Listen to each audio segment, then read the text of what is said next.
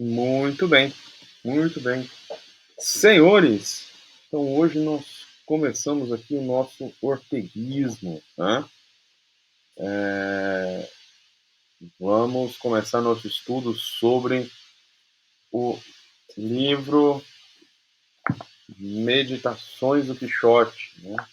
Ediçãozinha que é a recente, que está no mercado atualmente, e todo mundo tem acesso, né? Ou vocês podem ser também vocês podem ir atrás dessa. Essa aqui é a edição que eu comentei, né? Vem aqui com comentários do Julian Marisa. Tem um artigo de introdução e a partir daqui, isso aqui tudo são os comentários. Faz aquele comentário quase que versicular do texto do, do Meditações.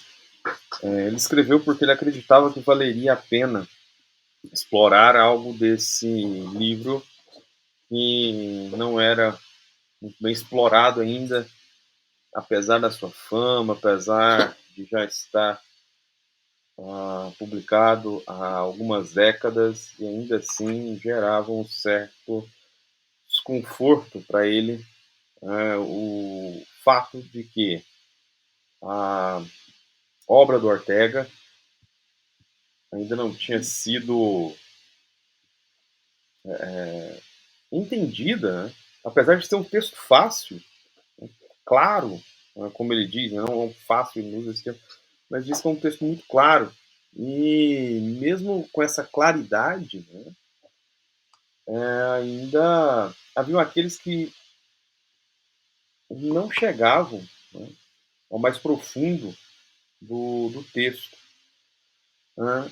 E isso daí, dentro do que ele apresenta, né, é interessante porque vai ao encontro daquilo que eu buscava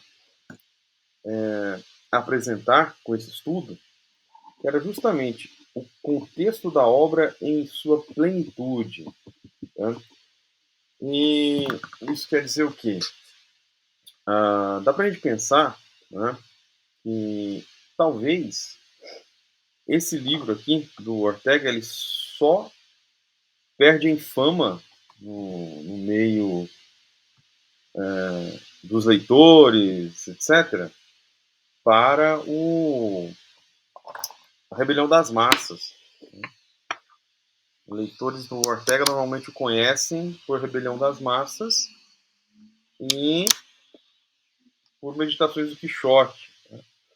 O Kujawski ele até diz que Meditações é um dos livros mais importantes de filosofia do século XX. Talvez tenha um certo exagero, mas ele dá um número, acho que está entre os 10 mais importantes. Mas, assim, podemos entender que de fato, um dos livros importantes de filosofia do século XX, a considerar a sua data e ao considerar também que, por ser o primeiro livro do Ortega Gasset, publicado em 1914, né, nós temos a apresentação de uma série de problemas e de uma possibilidade de análise desses problemas a partir de uma metodologia muito clara, né, e considerando um elemento radical que posteriormente irá aparecer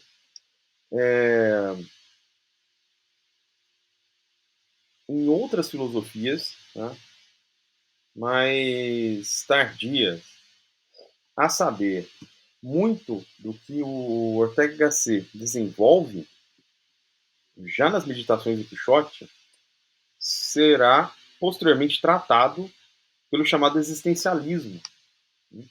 Ou mesmo as filosofias da existência, né? Não necessariamente o existencialismo, que normalmente esse termo fica muito voltado apenas para a linha sartreana ali, né? Enquanto a filosofia da existência vai mais para todos aqueles que filosofam a partir da realidade da condição humana, da existência humana e tal. Então, o Ortega ele abre caminho para a observação dessa realidade da vida humana, né? E nas Meditações do Quixote. E algo interessante que é um livro que ele publica já na casa dos 30 anos. Né?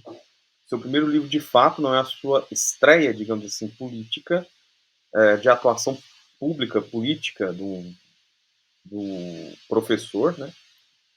Mas é o seu primeiro livro, de fato. Ele já publicava artigos e coisas nesse sentido. Né? E Meditações do Quixote abre, então, a atividade, né, de escritor, ou melhor, a atividade editorial do Ortega Gasset. E abre com grande estilo e abre ainda sem poder,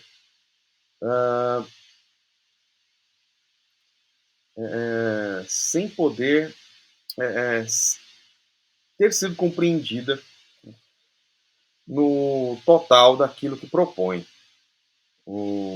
Uma coisa que me fez pensar nesse estudo foi justamente ampliarmos a perspectiva do livro para além da citação famosa, né, do eu sou eu, minha circunstância. Por quê? Porque essa citação ela possui um antes e um depois.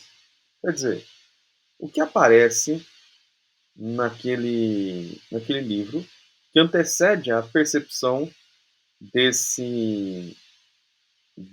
afirmação, né? E o que vem depois que dá a ela mais sentido ainda. Entende? E nisso, quando a gente se prende a apenas esses fragmentos, gera um problema, né? E o William Marias já falava disso, trata dele no texto, do, do texto de introdução, que é a incompreensão da forma dramática como o livro é escrito e é exposto. Isso por quê?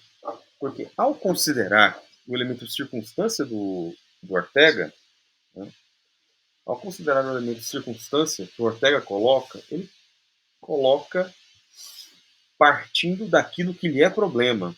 Ou seja, ali estamos diante de uma filosofia em primeira pessoa, uma filosofia daquilo que está preocupando o filósofo e por ele ter lhe dado atenção, né, por ele ter lhe dado a atenção necessária, nós agora podemos entrar nesse mesmo livro e perceber o que era ali então para o Ortega, né, esse problema, o que era então para o Ortega aquilo que estava disposto no seu contexto, na sua circunstância e o porquê ele vem escrever esse livro, certo? E quando a gente acaba por ficar com apenas recortes, né, sem uma leitura, sem uma investigação, o livro na sua totalidade, o livro fica perdido, né, porque é na sua totalidade que nós vamos encontrar a razão de ser, o seu problema e aquilo que era importante para Ortega fazer essa meditação, né. Então pensamos o seguinte: o próprio título já oferece para nós toda a gravidade daquilo que será investigado. Quando lemos, portanto, Meditações do Quixote, já temos aí dois elementos fundamentais, que é o primeiro, da meditação, e segundo, o personagem que está a meditar, né? A meditação a gente pode entender que é o ato que o indivíduo, né, isso é a maneira como o Marias apresenta, o ato com o qual o indivíduo dá atenção para algo e aquele algo passa a ter um contorno novo, ele passa a um grau de importância diferente, e essa meditação sobre as coisas, sobre o que está ao nosso redor, sobre a circunstância em si, ela é reveladora justamente desse processo de hierarquia que nós realizamos com tudo que está ao nosso redor, um processo de valoração, né, e um processo de interpretação. Então, o ato de meditar é o ato de procurar nessas coisas aquilo que há de profundo nelas. E essa percepção da profundidade em Ortega tem um sentido muito interessante que começa na própria no próprio conceito de verdade que ele utiliza, né, que é o conceito de aletheia, que é entendido ali como desvelar, né, ou seja, tirar o véu daquilo que está coberto, e descobrindo, né, o que a coisa realmente é. E na medida que nós descobrimos, nós vamos observando o que é de mais profundo no que está ao nosso redor. E vamos encontrando uma série de significados possíveis que estão atrelados a ele. Vamos encontrando a sua constituição no mais profundo possível. Né? E isso faz referência a uma questão importante do Ortega, que é o conceito que ele traz de latente e de patente. Né? Então, toda meditação ela vai partir do que é latente, ou seja, é possível, está ali, mas ainda não se manifestou. E vai para o patente, que é já a coisa em sua concretude exposta, ou melhor dizendo, para retomar a observação anterior, é aquilo que estava encoberto e agora foi descoberto. O que possuía uma profundidade que foi alcançada. Todo o processo da meditação, né, todo o processo da atenção, da investigação, tem por consequência justamente fazer esse aprofundamento dentro do objeto, dentro da coisa ou dentro da pessoa, né, que você está por conhecer. Então, o primeiro momento, o primeiro movimento seria esse, observar o que vem a ser essas meditações. Essa reflexão que é feita pelo Ortega, justamente uma reflexão daquele que passou a dar importância para algo e procurou encontrar, né, aquilo que é o mais patente desse algo que foi alçado ao grau de importância novo. Né? E quem é, ou o que é esse elemento, né, essa coisa, essa realidade para a qual Ortega se volta? Está também no título do livro, o Quixote. Mas o Quixote, ele é aquele que melhor representa o que ele busca. E o que ele busca não é outra coisa senão a Espanha. O que Ortega está procurando entender é descobrir o que é a Espanha, através do personagem que traz em si o drama espanhol por excelência, que é o personagem de Cervantes, o Dom Quixote. Então Ortega se coloca como esse personagem, né, a procurar essa realidade, né, na qual ele está inserido. Por que a Espanha? Ora, porque Ortega é um espanhol. Né? E por ser espanhol, o que mais lhe chamava a atenção, né, aquilo que precisava de uma resposta, aquilo que precisava de um entendimento, era justamente o que é a Espanha. Vamos entender aqui que o ano de 1914, né, ou melhor dizendo, o processo de formação do Ortega, possui um influxo de uma temática muito forte dentro da literatura, da intelectualidade espanhola, que é a temática da geração de 1898. Ortega é de 1883, né? Então ele cresce ainda sob o influxo desses autores, né, dessa geração de 98, que está ali, acho que o mais conhecido é o Miguel de Unamuno, né, mas temos aí também Pío Baroja, Azorín, Vélez Inclán também é, e alguns, o Antônio Machado, né? E esses autores estavam preocupados justamente com a Espanha em virtude do resultado, né, da queda do Império Espanhol, das últimas colônias espanholas na América e na Ásia sendo perdidas. Então, aquela Espanha literária, a Espanha dos, do Império que o Sol não se punha, a Espanha das grandes navegações, ela fora reduzida novamente ao seu espaço ibérico.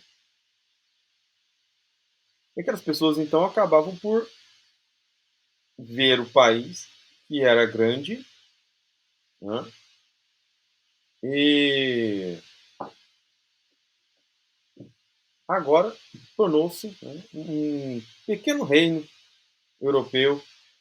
E um detalhe, né, isso acontece como resultado da guerra hispano-americana, né, que é causada pela interferência dos Estados Unidos, né, na independência, na guerra de independência de Cuba, que era a guerra contra a Espanha.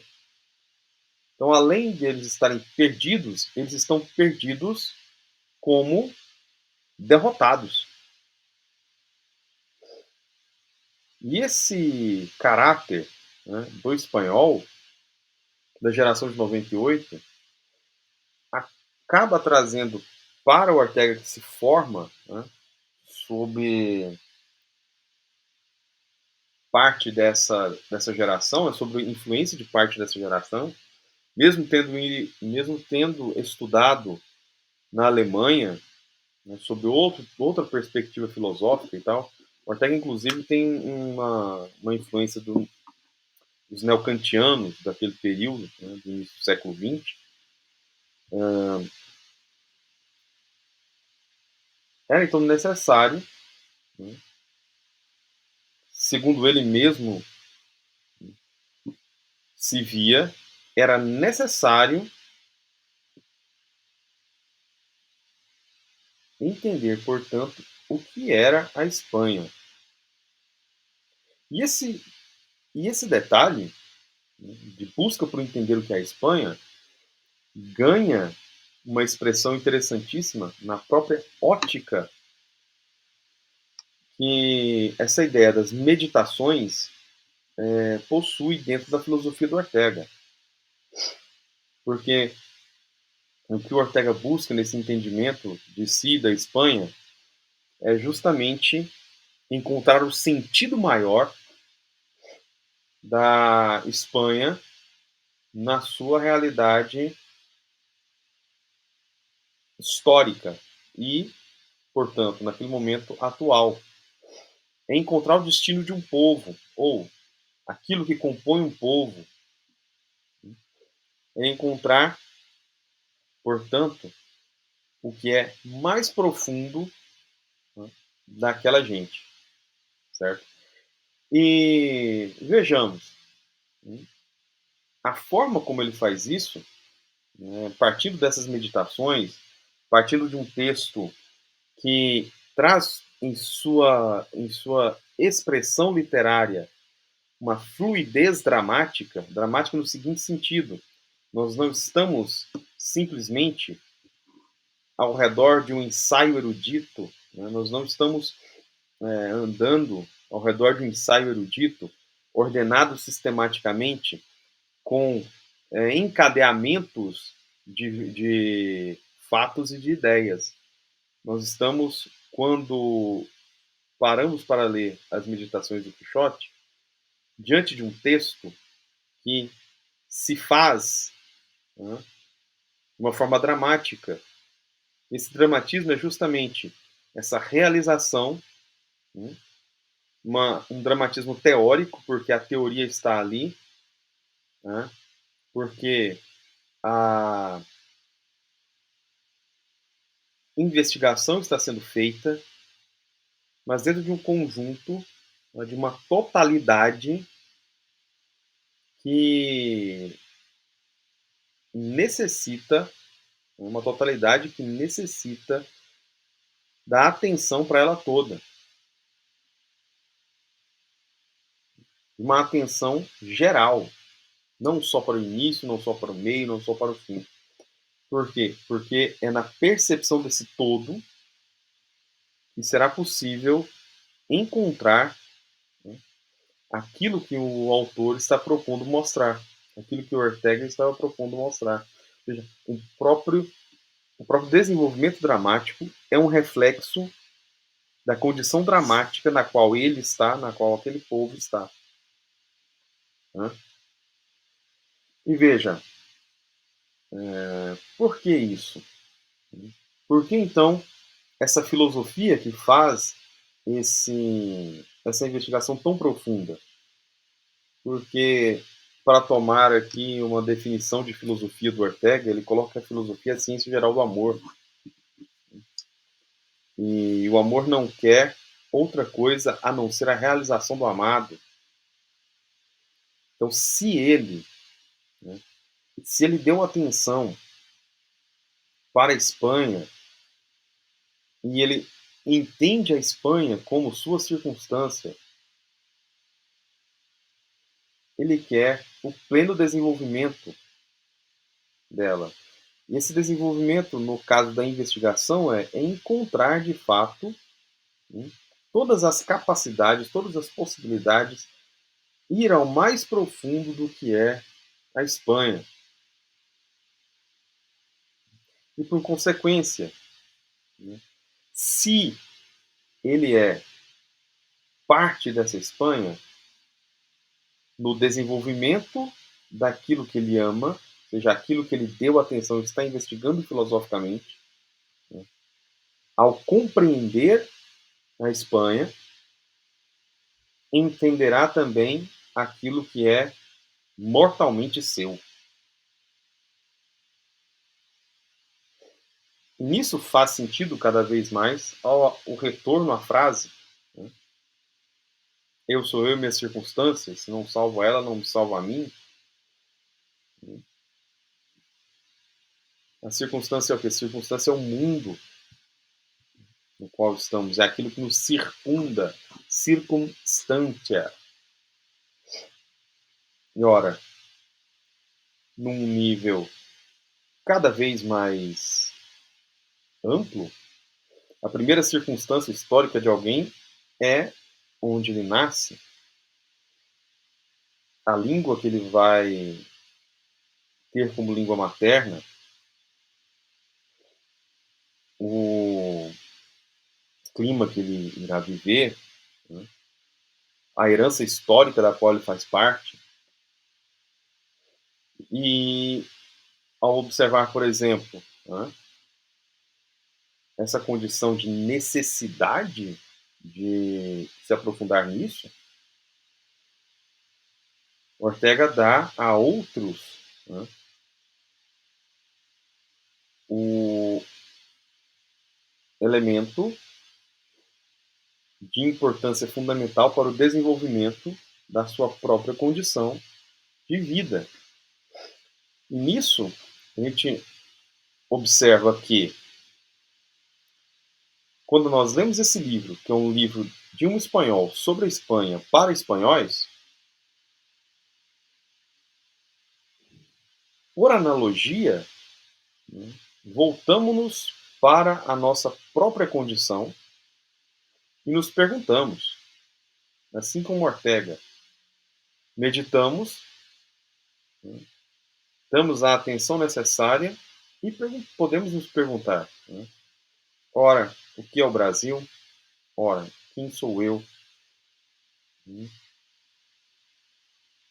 No fundo, essa é a pergunta fundamental, porque não há possibilidade de um interesse por outra coisa, né, sem essa compreensão do espaço que ela possui na nossa própria vida. Né? E, notoriamente, do peso, da gravidade que ela tem em nosso cotidiano. Sem essa observação, sem essa percepção, nós não temos um solo no qual pisar. E que solo é esse? É o próprio solo histórico. É o solo da compreensão do lugar onde se vive, daquilo que é herança e que recebemos. E por mais que digam que a história passou, a história não é importante, a história não influencia em nada agora, o que nós estamos fazendo nesse momento ao compreender, né, a mesma língua e estarmos no mesmo país, acho que não tem nenhum estrangeiro aí, né? Então, estarmos no mesmo país, isso tem uma relação imediata com a história. Né? E esse elemento histórico é circunstância. Né? E a partir disso, então, na observação filosófica que o Ortega desenvolve, considerando todos esses fatores, nós vemos que a atenção dele, ou seja, a maneira como ele coloca, né, aquilo que é importante de se meditar, nos dá um panorama muito alto, que mostra que a percepção da vida humana ela não é muito pequena. Pelo contrário, a dimensão dela, ela parte de um núcleo muito pequeno, mas ela está relacionada a um todo que foge às vezes da nossa compreensão, né? Que foge da nossa atenção. E por isso que é importante lembrar dessa empreitada do Ortega Gasset. Logo no início do livro ele vai dizer que é feita como um amor intelectualis, né? Quer dizer, é um amor intelectual que é uma atenção, né? É um desejo de realização, uma vontade de ver tudo o que há por trás daquilo que ele vai investigar. Então, quando olhamos para as meditações do Quixote, para fazer sentido pensarmos, né, a sentença que ela é, vamos dizer assim, a síntese, né, o embrião que sintetiza toda a filosofia que Ortega irá desenvolver posteriormente, e que já está em germe aí, e que traz dentro do seu interior, né, tudo mais que será desenvolvido por ele. Quando nós entramos nesse livro, nós entramos num fluxo de uma obra que nos ensina sobre essa condição dramática, por ser ela mesma uma obra dramática, uma obra de teoria dramática, e que revela a necessidade de uma atenção ao todo, de uma atenção ao todo, evitando a fragmentação. Por quê? Porque a fragmentação é um elemento da ciência da natureza.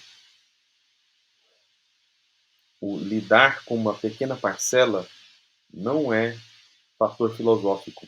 A filosofia, ela busca a compreensão da totalidade. ela busca a compreensão da circunstância.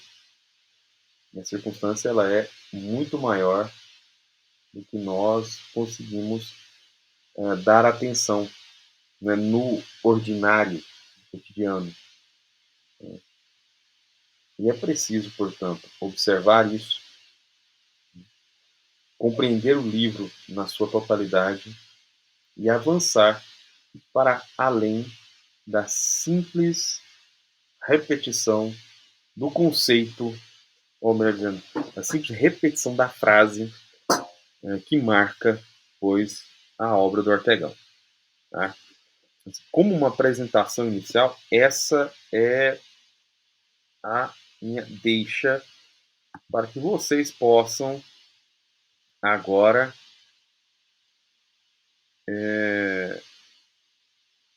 falar alguma coisa, comentar, perguntar e qualquer outro tipo de intervenção. Fiquem à vontade.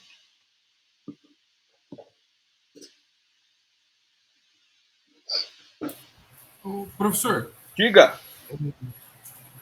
aquela vez, eu acho que Não o tô senhor, a vendo. última vez que foi quando o senhor lançou o livro do Unamuno, né? Que Sim. você foi lá no programa do Guilherme, você chegou a comentar bastante sobre a escola de Madrid Uhum. e essas coisas, né? Daquele movimento do que o Unamuno passou em si, né? Qual foi a influência do Ortega nesse meio? Ou o que ele pegou dessa galera aí naquela Espanha da época? Bom, a influência da geração de 98, ou seja, vamos dizer assim, da turma do Unamuno para o Ortega, é uma influência temática. Isso quer dizer o quê? O tema da Espanha.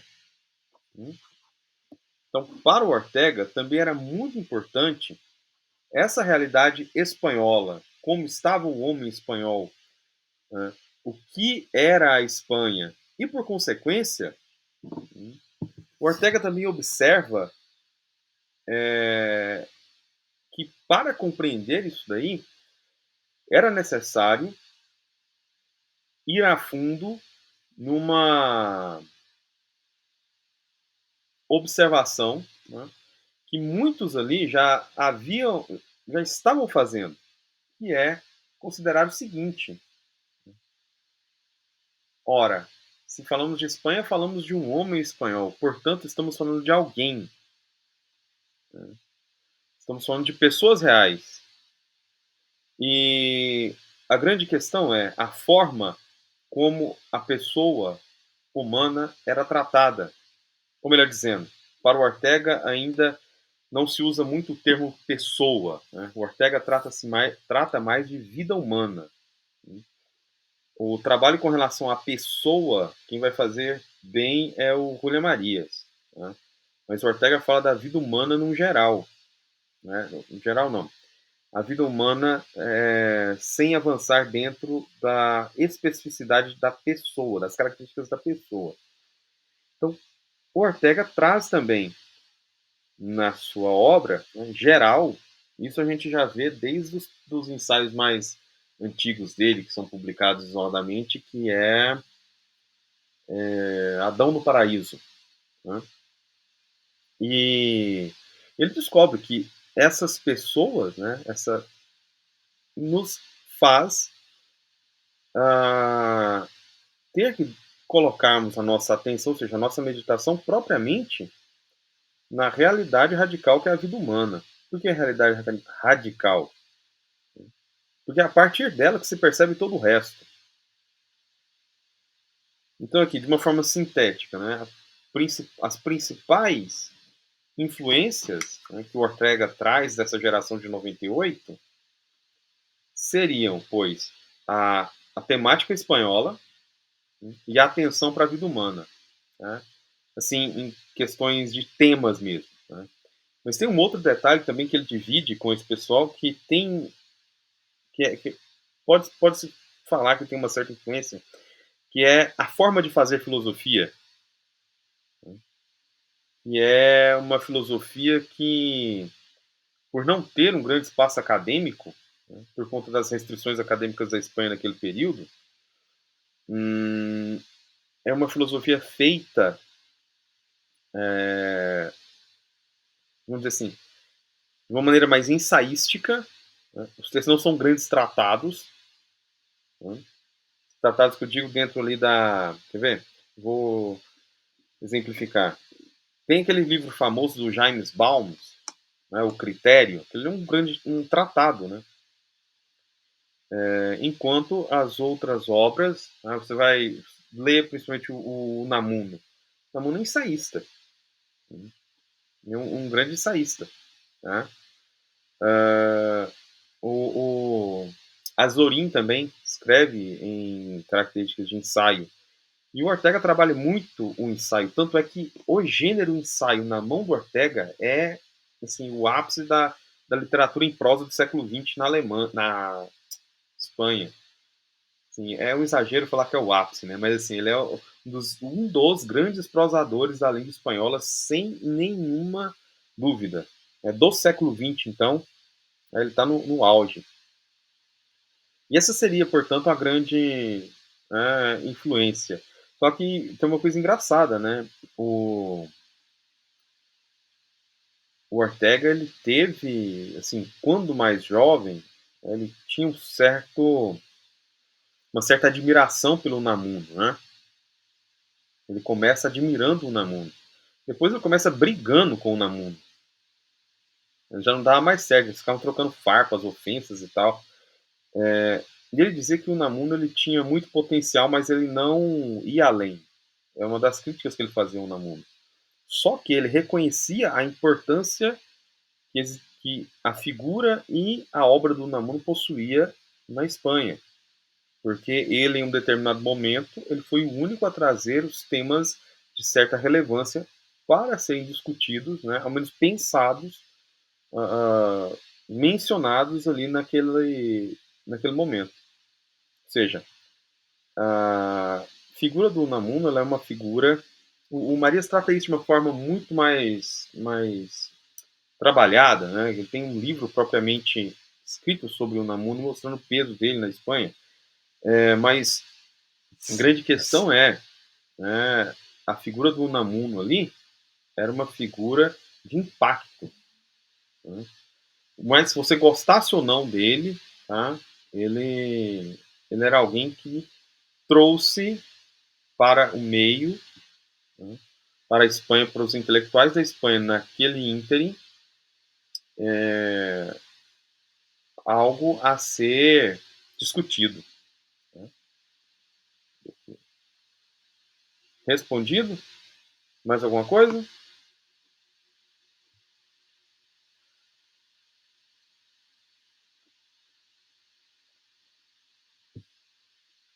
Uma coisa aqui no chat, deixa eu olhar aqui, peraí. Excelente.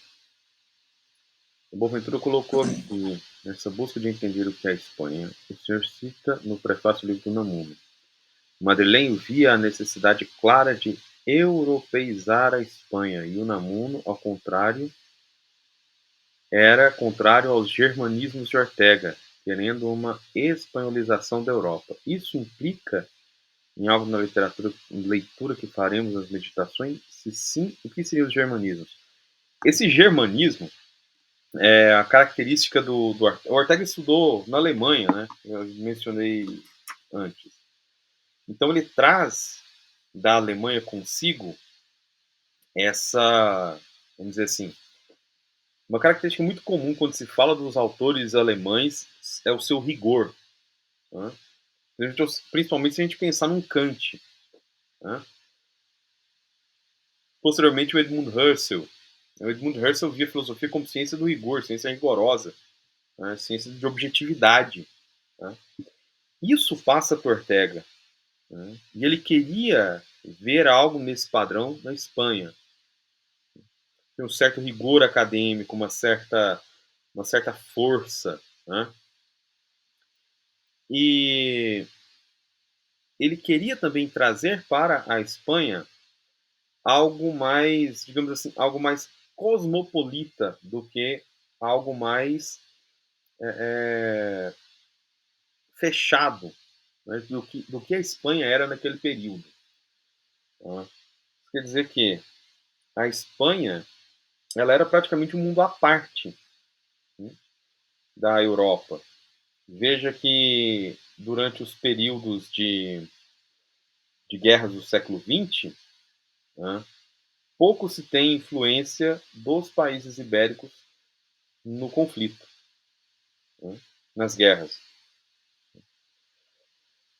Pouco se vê, né, porque eles estavam resolvendo problemas internos, eles estavam fechados em si ainda. Né? Enquanto outros países, eles já estavam abertos, eles já tinham vamos dizer assim, um intercâmbio de ideias que dentro da Espanha não se tinha. Então, por exemplo, enquanto na Alemanha, ali naquele período que Ortega vai estudar com os neocantianos, já era o período onde nascia a fenomenologia, né? Já estava aí o Russell escrevendo as suas meditações, suas ideias, as meditações. Falha a memória agora. Mas enfim, Russell já tinha a sua obra sendo estudada. E na Academia Espanhola, eles ficavam amassando barro num tomismo fechado às teias de aranha, ao mofo.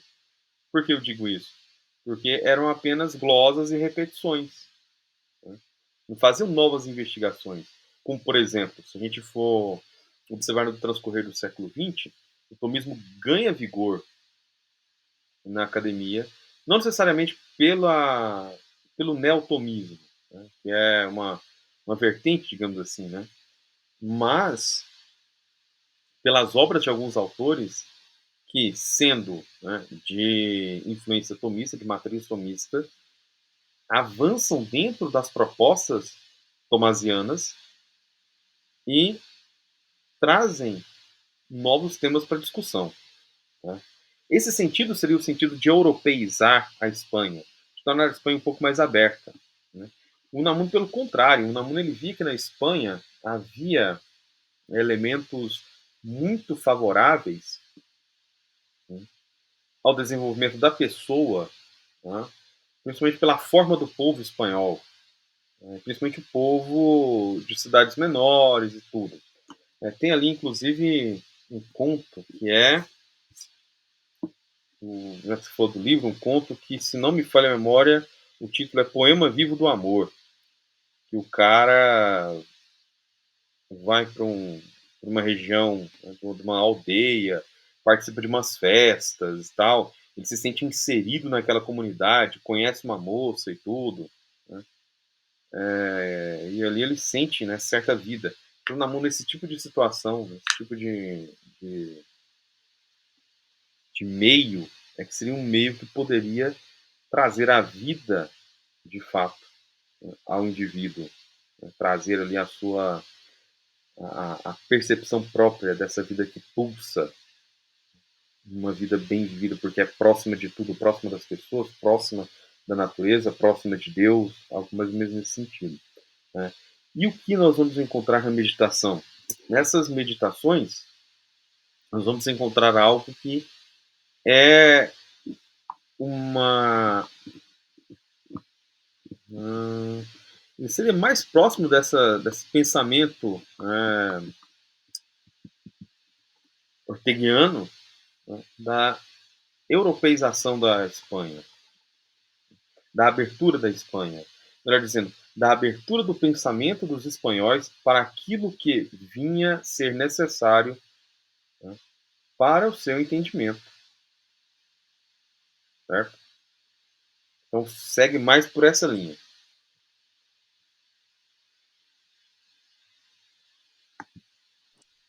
Tobias, Diga. questão rápida aqui, deixa eu só falar mal de tomista primeiro, porque é importante, né? Mas tá uma brincadeira Assim, interessante. não é de tomista que a gente fala mal, a gente fala mal de tomistosto. Tomistosto, É esses aquele caras que que nós não vive à gostamos. luz do tomilho. Eu acho que a Edith Stein, o Wojtyla, faz muito mais pelo tomismo do que a Eterni Patris, que manda voltar às fontes e volta da maneira burra, né? Então os caras que têm a Obrigado a capacidade de concordar. bater no peito tem a capacidade de bater no peito e falar assim, ele também errou, faz muito mais do que esses caras burros aí que ficam, ah, tá certo em tudo. O mais engraçado, sabe o que eu acho? O Santo Tomás de Aquino não seria tomista. É justamente, eu sempre falo isso. Tomás vivesse hoje, ele não seria tomista de forma nenhuma. Mais você falando sobre essa parte introdutória do livro, a minha experiência com ele foi quando lançou pela Vige, aí eu vi aquele comentáriozinho lá, esse é o livro que tá a frase clássica de Ortega, eu peguei, sem base nenhuma, e fui achando que seria um livro antropológico, né? Sim. Eu sou e minhas circunstâncias, achei que ele ia tratar, ia ser mais antropologia, que é uma área que eu gosto muito, e tomei vários tapas na cara para perceber que ele é um livro muito mais histórico, né? Sim. Muito mais de análise histórica do que análise antropológica. E aí vem aonde eu fazer um pouco dessa pergunta para você, né? Porque você falou um pouco da filosofia como obra do amor e amar é desenvolver o amado, né? Deixar o amado se desenvolver. E a partir dessa análise, eu tentando entender um pouco mais para frente do Ortega também, né? Porque ele se entende também como parte dessa realidade que ele está analisando, né? Eu também sou parte dessa circunstância.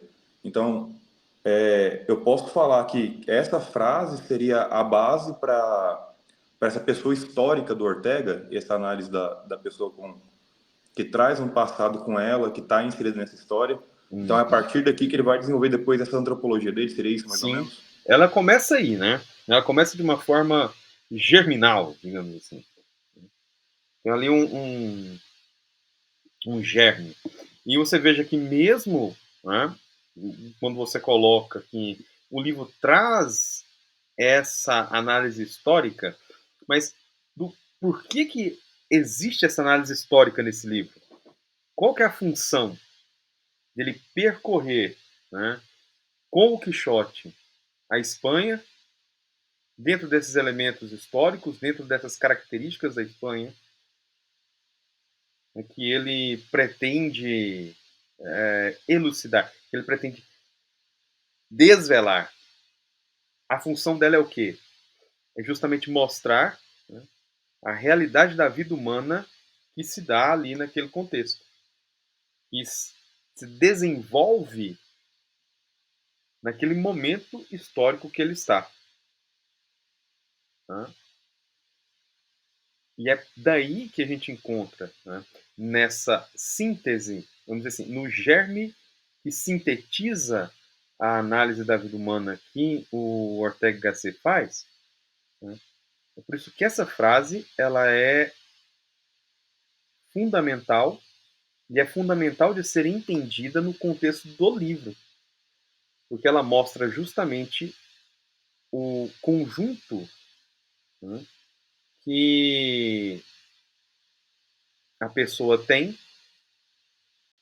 em todo o seu contexto, ou seja, mostra o que é a pessoa instalada, que apesar do termo instalação aí vir posteriormente, né, uma coisa que o William Marias usa mais, né, a pessoa que está historicamente, né, dentro de um espaço, dentro de uma realidade histórica. Então é nesse sentido, né? Tem aí todo esse, digamos assim, todo o poder, né?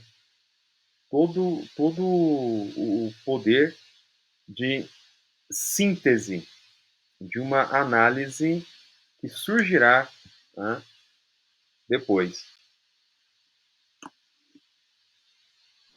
Para mim foi o que pegou quando eu li essa frase, foi o que vem depois, você chegou a citar também, né? Se eu não salvo as minhas circunstâncias, eu não salvo a mim mesmo, né? Isso. Então foi a hora que ele abriu um pouquinho a mais, assim, nessa... Aí a hora que me quebrou completamente, que ela tá respectivamente mais no começo do livro ali, né? Uhum. Então, ela tá bem... Do nada, assim, ele joga essa na sua cara e tá bom. É. Mas aí depois foi... Aí que eu comecei, a partir que você falava agora, entender um pouco da análise dele também, né? Essa preocupação que ele tem com o contexto em que ele tá inserido, porque ele sabe que ele não tem como se salvar. Agora a gente pega um pouco, joga para dentro do cristianismo também, né? Não tem como eu me desligar completamente da minha realidade e tentar buscar um espiritualismo maluco em que eu esqueça onde estou inserido, esqueça as condições do meu tempo e tento me salvar sem isso, né? Eu acho engraçado porque lá quando a gente fazia o curso de filosofia, colocava ele como subjetivista maluco, colocava como tudo, né? mas muito mais concreto do que muito neotomista por aí, que coloca pessoas dentro de casinhas, né?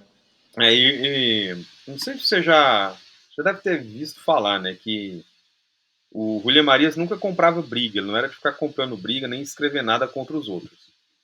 Mas uma vez que uns dominicanos escreveram contra o Ortega, que queriam fazer com que as obras dele fossem para o Index, ele mostrou como a leitura deles era porca. A leitura que eles faziam do Ortega era porca. Né? Porque ele mostra fazendo referência. Olha, o texto que o fulano usou é esse. O trecho é esse. Só que o que ele fala que é erro do Ortega aqui aparece desmentido no seguinte do texto. Então acontece uma série de coisas assim que ele vai mostrando, né? O livro se chama, é um livro do Julián Marías que se chama Ortega e Três Antípodas. Acho que é isso mesmo. E o interessante é que ele vai tratando, né, desses temas e tal. Tem um outro autor também, que é católico, que é Pedro Laín Entralgo. Né? Pedro Laín Entralgo era médico, mas também era filósofo. E talvez você vai gostar dele, porque ele tem uma pegada mais antropológica, né? Mais antropológica. Anote isso aí e procure textos dele. E o Entralgo, ele entra nessa discussão também, né, com um dos padres dominicanos lá que diziam que católicos não deveriam, né, considerar Ortega, etc. E ele escreveu um texto importantíssimo que se chama Os Católicos de Ortega Gasset. Os Católicos de Ortega. Né? E nesse texto ele mostra que, da mesma forma que Ortega não se propõe em resolver problemas teológicos, ele não entra no mérito de questões teológicas, e que a sua pose de anticlerical, né, que muitos pintavam dele, apesar de existir um anticlericalismo dele de fato, né, mas é um anticlericalismo no sentido da estrutura que a igreja demonstrava na Espanha. Era aquela igreja mandatária, né? E, por exemplo, o William Marias não conseguiu ser indicado à cátedra de metafísica para substituir Ortega, né, na Universidade de Madrid, o que a grande maioria dos intelectuais da época já imaginava que ia acontecer, né, e por conta justamente de influência de padres. Então, William Marias, católico, não conseguiu a cátedra por conta da influência de padres. E depois eu te digo de onde esses padres eram.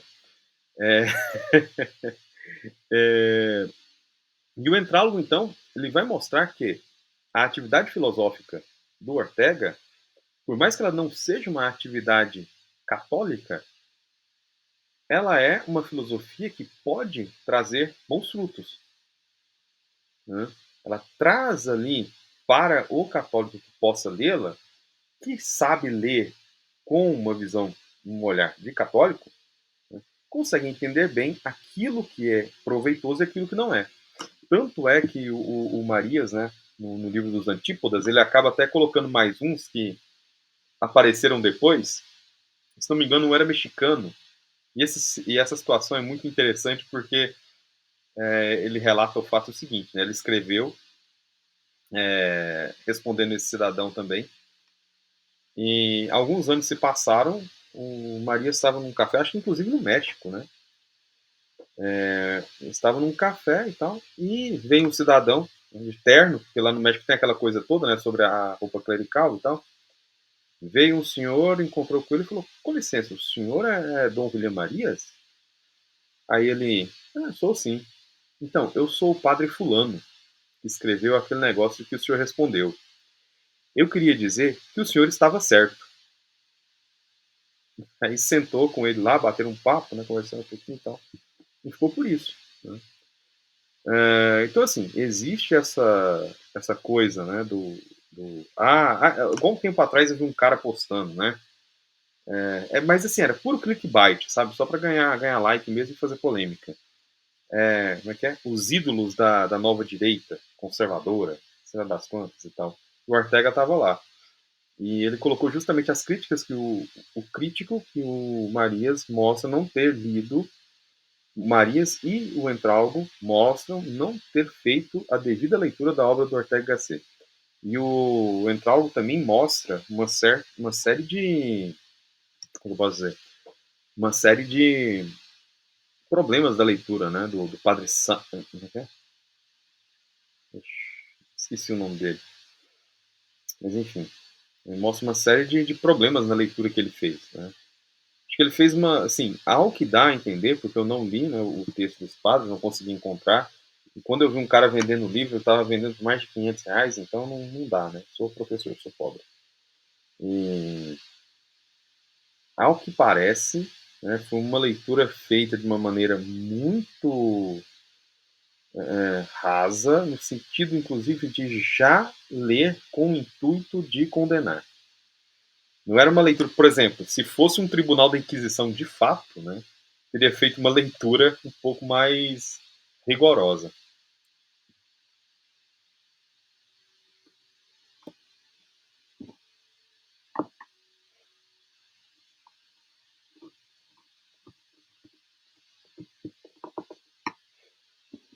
E aí, pessoal?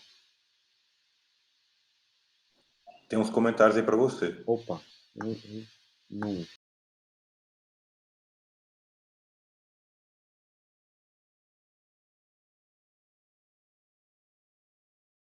Você tá sem som, Tobias, não sei se foi você que colocou. É verdade, estava sem som. Não vi. Devo ter encostado em alguma coisa. Então, Ortega e sua filosofia da vida concreta, a vida biográfica, as responsabilidades intelectual do seu tempo, me levantam um questionamento. É fato que o filósofo está preso em seu tempo. Essa nova forma de se pensar da Escola de Madrid é uma tentativa de ressuscitar aquela filosofia como modo de vida dos antigos? Boa pergunta. Eu não sei se é uma tentativa, não é clara, né? Não existe uma referência direta. Tá? Então a primeira resposta seria essa: não existe uma referência direta da busca por fazer uma filosofia com um modo de vida igual aos antigos.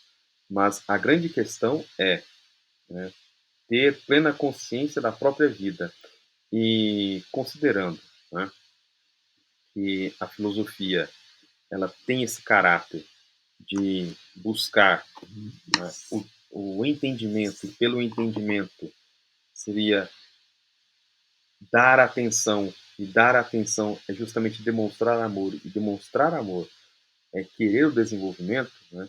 Então o filósofo ele responde a uma vocação que é a vocação daquele que quer, né, que quer a plena realização de algo, quer a plena realização, o pleno entendimento de algo.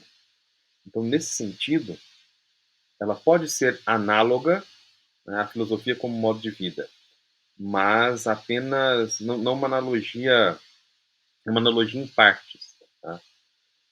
Não é intencional, não é uma coisa, vamos retornar aos antigos, mas é algo de entender a condição própria do filósofo, do intelectual e da sua responsabilidade com o seu mundo concreto. Entende? Ficou respondido assim? Excelente, Tobias, obrigado, viu? Na verdade, assim, a dúvida, né, ela surge por conta das circunstâncias, né? Uhum, E se eu não entendo aonde estou, eu não posso progredir, né? Não uhum, posso dar outro passo. Então, seria basicamente uma das ferramentas para esse modo de vida dos antigos. uhum. Muito obrigado, viu? Bom, então, as únicas ideias que me interessam são as ideias dos náufragos, porque é de fato aquilo que nos salva, né? Então, o que importa, o que é mortalmente importante, né? É aquilo que justamente nos salva. E para o intelectual, isso daí é justamente o intuito de realização daquilo que ele propõe realizar. Então, o Eric coloca aqui: se o Ortega estivesse hoje no Brasil, ele já tinha ido embora. É brincadeira. E desejasse compreender o Brasil, assim como ele faz nas meditações, qual obra ele ele recorreria? Cara, eu já pensei nisso uma vez, né? E a minha resposta foi: ele faria meditações de Brás Cubas. Meditações de Brás Cubas. Porque é um tipo brasileiro muito característico. E o tipo brasileiro, aquele tipo brasileiro seria interessante de ser visto olhando para o mundo, né? Hoje, ou ele olhando para aquele mundo daquele tipo brasileiro. Mas se ele quisesse fazer uma meditação de fato que não se voltasse para a literatura brasileira, eu acredito que ele poderia pegar personagens, né, do Brasil e meditar a partir deles. Por exemplo, meditação do sertanejo. Né? Sertanejo no seguinte sentido: o homem do sertão, o homem que avança do litoral para o interior do país, que conhece, né, a cidade e o campo, e que pôde ver o desenvolvimento dessas duas realidades. Então, nesse sentido, você teria uma meditação um pouco mais profunda da realidade brasileira. Tá? E essa realidade brasileira que olha para dentro e para as extremidades, né, que parte do coração para as periferias, poderiam oferecer uma melhor forma, né, de entender a realidade do país. Né? Mas agora, se fosse algo contemporâneo, né, uma meditação contemporânea do brasileiro, seria muito mais difícil. Seria bem mais difícil. Porque ao considerar o desenvolvimento histórico do Brasil hoje, uh, existe uma série de fatores que são complicados de serem abarcados, que não são necessariamente brasileiros. Né? O brasileiro, ele tem... Sim, tem isso desde a origem, né? Que é uma busca por um referencial externo. Então, o Brasil foi francófilo, o Brasil foi anglófilo. No período do Getúlio Vargas, ele até teve uma certa aproximação com o cara do bigodinho, né?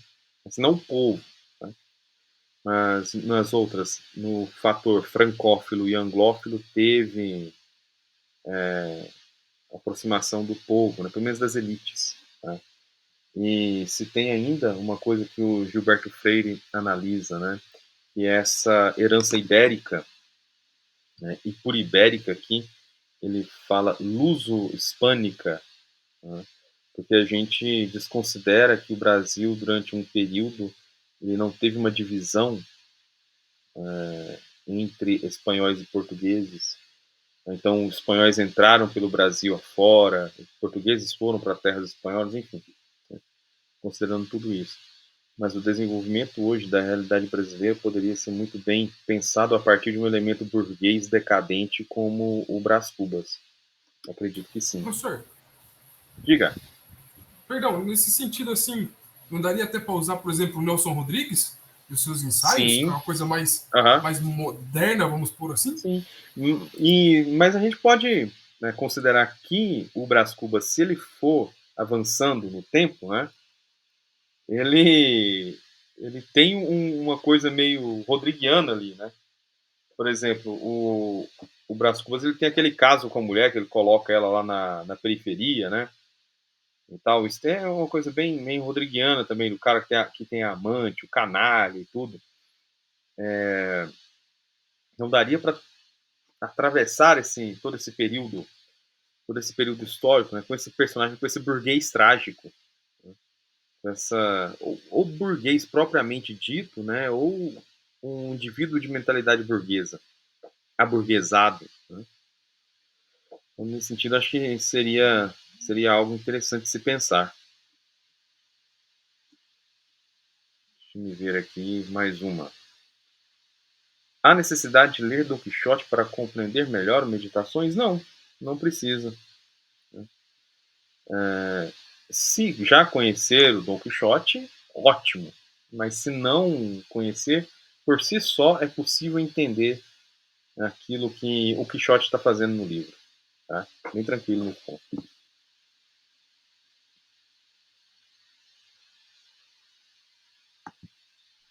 Tobias, se fosse hoje, ele faria as meditações do Felipe Neto. Nossa O senhora. personagem representa a cultura brasileira. Se fosse hoje, ele seria youtuber, então. Ele ia ficar fazendo react dos vídeos do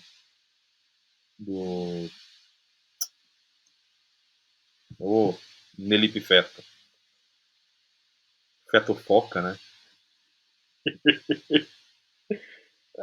Pessoal, é isso. Eu vou encerrar aqui a gravação.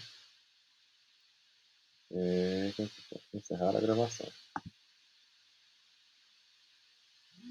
Parar a gravação.